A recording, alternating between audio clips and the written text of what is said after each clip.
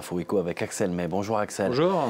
C'est cet après-midi que sera dévoilé le parcours du marathon olympique des JO de Paris. Et cette actualité olympique, c'est l'occasion de s'interroger sur les risques de dérapage budgétaire à moins de 2 ans de ces JO 2024, alors que l'inflation est en train de toucher tous les secteurs d'activité. Ouais, vous avez bien résumé. Un rapport d'audit cet été pointait les risques de dérapage budgétaire, l'impact de l'inflation, mais pas seulement, par exemple aussi la pénurie de matériaux pouvant entraîner des coûts supplémentaires. Rapport qui s'interrogeait aussi sur le risque de recettes surévaluées et de dépenses sous-évaluées. La position des JO 2024 étant la suivante, tout l'enjeu des prochains mois va être de trouver comment faire des économies. Alors pour bien comprendre la situation, je propose de regarder cette infographie avec la dernière projection concernant le coût provisoire des JO, 8,3 milliards d'euros, à comparer avec les 6,6 milliards qui étaient présentés comme budget lors de la phase de candidature. Des coûts qui se répartissent grosso modo ainsi. C'est important ce que je vous dis parce que quand on parle des JO, on pense uniquement à l'organisation, mais il y a aussi toute la livraison des ouvrages. Même si beaucoup existent déjà, il faut quand même construire un village olympique, un centre aquatique. C'est la Solidéo, la société de livraison des ouvrages olympiques qui s'en occupe. Le coût est de 4,3 milliards d'euros. L'organisation, le COJO, c'est 3,9. Donc quand vous mettez bout à bout les 4,3, les 3,9, vous obtenez grosso modo, c'est plus de 8 milliards dont je vous parlais il y a quelques instants pour le budget de ces JO, sachant que la Solidéo, il y a une partie d'argent public, alors que le comité d'organisation, c'est essentiellement un financement privé. Donc le premier constat, c'est que ce budget a augmenté depuis que les JO ont été attribués à Paris il y a 5 ans déjà. Oui, parce qu'on évoquait, je vous évoquais 6,6 milliards contre 8,2, 8,3 milliards aujourd'hui. On a bien compris qu'il y a quelques milliards. Alors il y a eu des réunions au sommet de l'État. Emmanuel Macron a par exemple réuni à la fin du mois de septembre, donc c'était il y a quelques jours, les principaux ministres, les élus locaux concernés par ces JO. L'inflation liée à la crise énergétique a été l'un des thèmes abordés lors de ce point d'étape. Et puis l'État prévoit aussi environ 1,8 milliard d'euros de dépenses public contre, là aussi, vous voyez, ça a augmenté, même si ça reste mesuré, hein, c'est ce que répète l'État, 1,5 milliard d'euros selon le budget initial. Aujourd'hui, 1,8 milliard dépenses publiques qui concernent essentiellement la construction, la réalisation des ouvrages olympiques. Le budget des Jeux sera tenu, tient à assurer pour l'instant la présidence de la République. Et concernant le budget d'organisation, qu'en est-il ? Ce budget est financé, je vous le disais, en quasi-intégralité par des recettes privées, c'est l'argument, les jeux financent les jeux.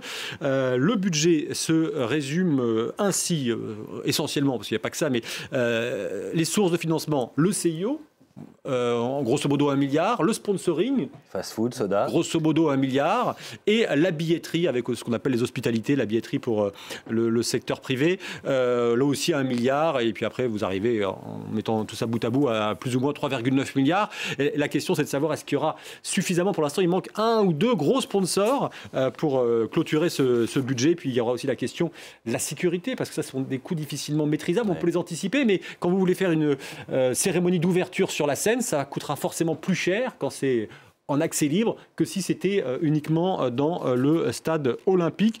Le credo des organisateurs restant toutefois un budget limité et des organisateurs qui veulent absolument rompre avec les dérapages des précédentes éditions. Exemple, Tokyo, alors qui a été marqué par la crise du Covid avec 8 clos sanitaires et donc pas de billetterie, plus le report d'1 an. Mais Tokyo, c'est au bas mot plus de 10 milliards d'euros, c'est le double du budget initialement prévu. Mais même sans Covid, Athènes, Pékin, Londres, tous ont explosé le budget. Et à Paris, même s'il y a une augmentation, pour l'instant, on dit que c'est une augmentation raisonnée, limitée. Voilà pour ces JO. Tout autre chose, mais lui est habitué au dérapage. Ce ne sont pas les mêmes. Le revirement d'Elon Musk. Oui, après avoir dit non en juillet dernier au rachat de Twitter, le richissime homme d'affaires sud-africain fait une nouvelle offre pour un prix comparable, autour de 44 milliards de dollars. Tout ça pour ça, vous allez me demander. Oui. Disons que l'approche d'un procès entre Twitter et Musk a très certainement participé à ce revirement. Procès intenté par Twitter à Elon Musk pour le forcer à payer.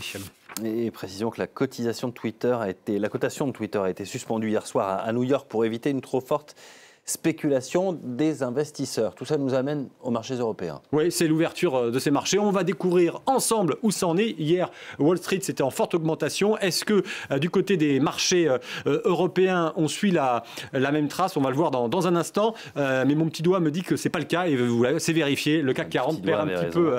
Ah, il est très fort, mon petit doigt. Le CAC 40 perd un petit peu à l'ouverture. En Asie, en revanche, ça a été une séance euphorique, notamment le Hang Seng, c'est à Hong Kong, plus 6%. Et pour être complet, sachez, on parle beaucoup de l'énergie en ce moment, que la Commission de régulation de l'énergie en France vient d'annoncer que les réserves de gaz pour cet hiver sont déjà pleines, une manière de rassurer un petit peu les consommateurs. Ça y est, les réservoirs sont pleins. Avant de se quitter, vous avez des images impressionnantes d'un ascenseur à bateau. Ouais, c'est ce qu'on appelle une écluse aussi. C'est l'inauguration du plus grand élévateur à bateau d'Allemagne, situé au nord-est de Berlin, dans le land du Brandebourg. Et regardez ces images, vous voyez, c'est vraiment, on parle d'ascenseur plus que d'écluse parce que c'est quand même vraiment impressionnant et ça permet à des bateaux plus grands d'emprunter ce canal. Il a fallu 14 ans de construction, 8 ans de retard et un doublement des coûts initialement prévus, un total 500 millions d'euros pour cet ouvrage d'art.